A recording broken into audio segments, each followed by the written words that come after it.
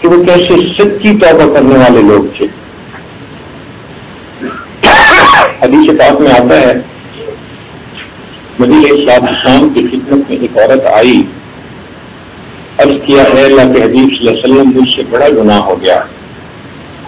نبی علیہ السلام نے چہرے انور دوسری طرف کر لیا، وہ ادھر سے آئی، اے اللہ کے حبیب سے مجھ سے بڑا گناہ ہو گیا۔ نبی علیہ السلام نے چہرہ تیسری طرف کر لیا، اس نے ادھر سے آ کے یہی کہا۔ نبی علیہ السلام نے چہرہ چوتھی طرف کر لیا، اس نے چوتھی مرتبہ پھر یہی کہا۔ جب 4 مرتبہ اس نے اقرار کر لیا اے اللہ کے حبیب صلی اللہ علیہ وسلم مجھ سے زنا سرزد ہو گیا، آپ مجھے پاک کر دیجیے۔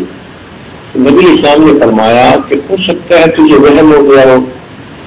اس نے کہا اے اللہ کے حبیب صلی اللہ علیہ وسلم وہم کی بات نہیں، میں پریگننٹ ہوں اور میں آپ کے پاس آئی ہوں کہ مجھے پاک کر دیجیے۔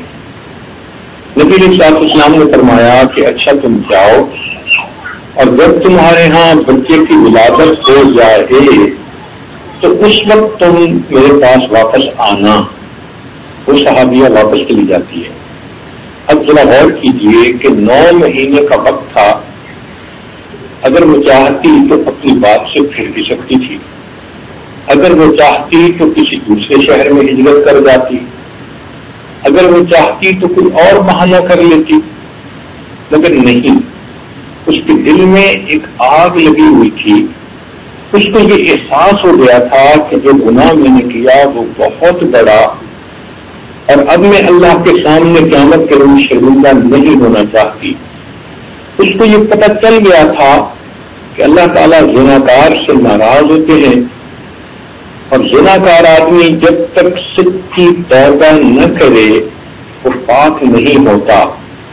تو وہ ڈرتی تھی کہ ایسا نہ ہو کہ قیامت کے دن میں اللہ کے سامنے ناپاک حالت میں پیش کی جاؤں، اور یہ بھی جانتی تھی کہ قیامت کے دن جب زناکار عورت اللہ کے سامنے پیش ہوگی تو حدیث پاک کا مفہوم کہ اللہ تعالیٰ اپنے چہرے انور کو ہٹا لیں گے، اس کی طرف نہیں دیکھیں گے۔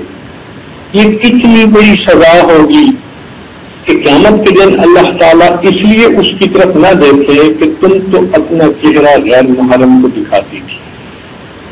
اور یہ بھی ہے کہ زناکار عورت جب اللہ کے سامنے پیش کی جائے گی اس کے جسم پر کپڑے ہوں گے، ایک ہوا کا جھونکا آئے گا اور ساری مخلوق کے سامنے اس کے کپڑے اتر جائیں گے۔ اس لیے یہ ذلیل ذلت ملے گی کہ یہ غیر محرم کے سامنے کپڑے اتارے۔ پھر ایک اور بات حدیث پاک میں فرمائی گئی کہ اس عورت کو جہنم کے اندر جب پھینکا جائے گا تو جس طرح آپ نے ہوٹلوں پر دیکھا کہ چکن پیس ہوتے ہیں اور وہ روسٹ ہو رہے ہوتے ہیں آگ کے اندر، لٹکے ہوئے ہوتے ہیں کسی تار کے اندر، اس طرح جہنم کے اندر اس عورت کو پستانوں کے ذریعے لٹکایا جائے گا۔ یہ جسم کا وہ حصہ ہے کہ انسان ذرا سختی سے ہاتھ لگ جائے تو تکلیف ہوتی ہے، اور اگر اس کے اندر لوہے کی تار ڈالی جائے گی اور انسان کو لٹکایا جائے گا، آپ سوچ سکتے ہیں کہ کتنی تکلیف ہوگی۔ اور جس طرح مرغا آگ کے اندر جل رہا ہوتا ہے، یہ عورت جہنم کی آگ میں اس طرح جل رہی ہوگی۔ پھر اس کے منہ میں پیپ آ رہی ہوگی جو یہ پی رہی ہوگی۔ پھر اس کو ایک اور بھی سزا دی جائے گی۔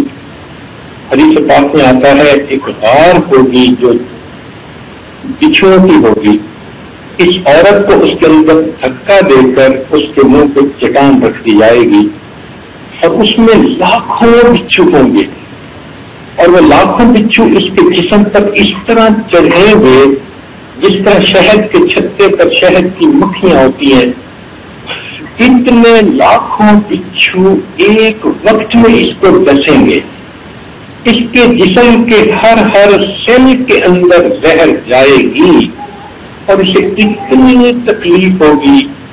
یہ سزا کیوں ملے گی کہ تم نے ایسا گناہ کیا تھا جس کی وجہ سے تیرے جسم کے انگ انگ نے مزے پائے تھے، اب انگ انگ کے اندر اس زہر کا اثر جائے گا، ایک شہد کی مکھی کاٹ لے تو اس کی تکلیف ہم سے برداشت نہیں ہوتی، جب یہ بچھو کاٹیں گے اور لاکھوں کی تعداد میں ایک وقت میں کاٹیں گے، پاؤں سے لے کے سر تک ہر جگہ پر ڈنک لگیں گے، سوچے کتنی تکلیف ہوگی۔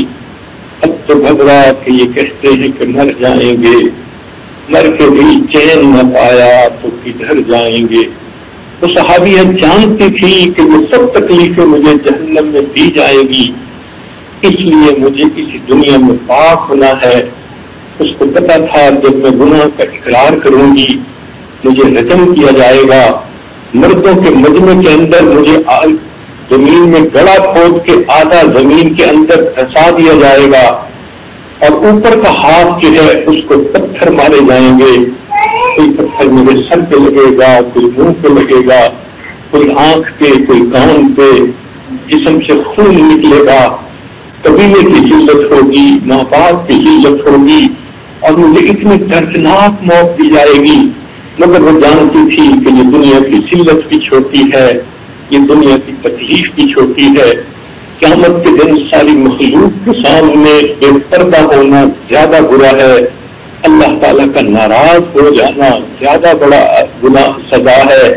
لہذا وہ کہنے لگی، اے اللہ کے حبیب صلی اللہ علیہ وسلم مجھے پاک کر دیجئے۔ نبی اسلام نے فرمایا، جاؤ جب بچے کی ولادت ہو جائے پھر آنا۔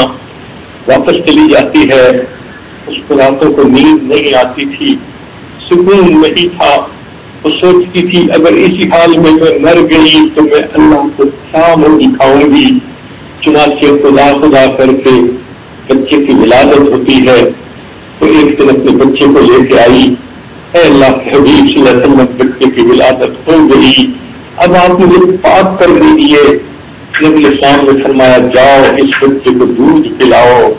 وہ عورت پھر واپس آتی ہے، سوچیے تو صحیح اتنے مدت میں یہ عورت اپنی بات سے منحرف نہیں ہوئی، اس کی وجہ کیا تھی؟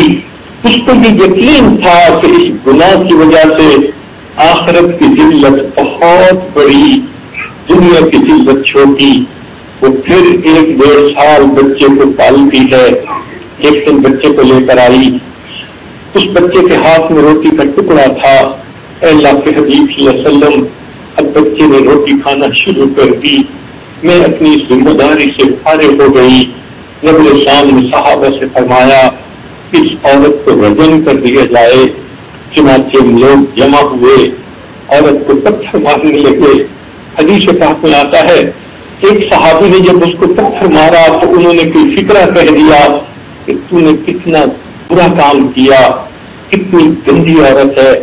جب اس نے یہ کہا تو نبی اسلام نے اس صحابی کو منع کر کے یہ کہا، میرے صحابی اس عورت کو یہ بات مت کرو، لقد تابت توبۃ، اس عورت نے ایسی توبہ سچی کی ہے، لو قسمت بین 70 من اہل المدینہ وسعتہم، اس کی توبہ کے ثواب کو مدینہ کے 70 گنہگاروں میں تقسیم کر دیا جاتا، 70 گنہگاروں کی بھی مغفرت ہو جاتی۔